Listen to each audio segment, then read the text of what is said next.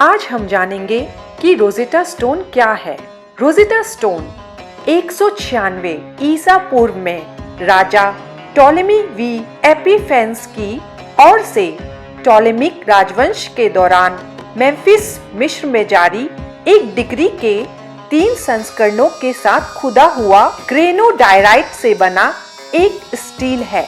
शीर्ष और मध्य ग्रंथ प्राचीन मिस्र में क्रमशः चित्रलिपि और डेमोटिक लिपियों का उपयोग करते हैं। डिग्री में 3 संस्करणों के बीच केवल मामूली अंतर है, जिसे रोजेटा स्टोन को मिस्र की लिपियों को समझने की कुंजी मिलती है।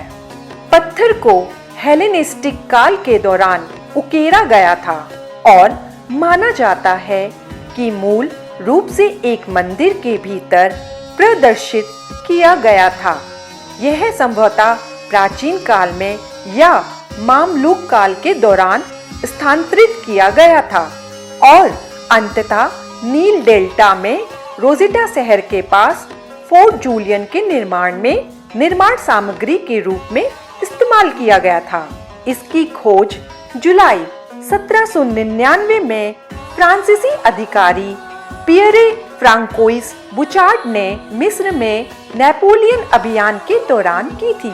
यह आधुनिक समय में बरामद किया गया पहला प्राचीन मिस्र का द्विभाषी पाठ था और इसने पहले से अनुदित चित्रलिपि को समझने की अपनी क्षमता के साथ व्यापक जनहित को जगाया। लिथोग्राफिक प्रतियां और प्लास्टर कास्ट जल्द ही यूरोपीय संग्रहालयों और विद्वानों के बीच प्रसारित होने लगे। जब अंग्रेजों ने फ्रांसीसी को हराया तो वे 1801 में अलेक्जेंड्रिया के कैपिट्यूलेशन के तहत लंदन ले गए। यह ब्रिटिश संग्रहालय में लगभग 1802 से लगातार सार्वजनिक प्रदर्शन पर है और वहां सबसे ज्यादा देखे जाने वाली वस्तु है। डिग्री का अध्ययन पहले से ही चल रहा था जब 1803 में ग्रीक पाठ का पहला पूर्ण अनुवाद प्रकाशित हुआ था। जीन फ्रांकोइस चैंपियन ने 1822 में पेरिस में मिस्र की लिपियों के लिप्यंतरण की घोषणा की। विद्वानों को प्राचीन मिस्र के शिलालेखों और साहित्य को आत्मविश्वास से पढ़ने में सक्षम होने में अभी भी अधिक समय लगा। डिकोडिंग में प्रमुख प्रगति इस बात की मान्यता थी कि पत्थर ने एक ही पाठ के 3 संस्करण प्रस्तुत किए। 1799 की राक्षसी पाठ ने विदेशी नामों की वर्तनी के लिए ध्वन्यात्मक वर्णों का उपयोग किया।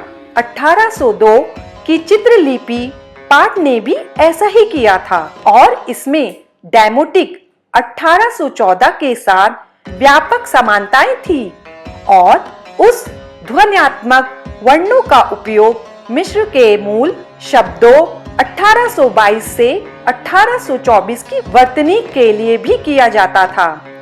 उसी डिग्री की 3 अन्य खंडित प्रतियां बाद में खोजी गई और कई समान मिस्र के द्विभाषी या त्रिभाषी शिलालेख अब ज्ञात हैं।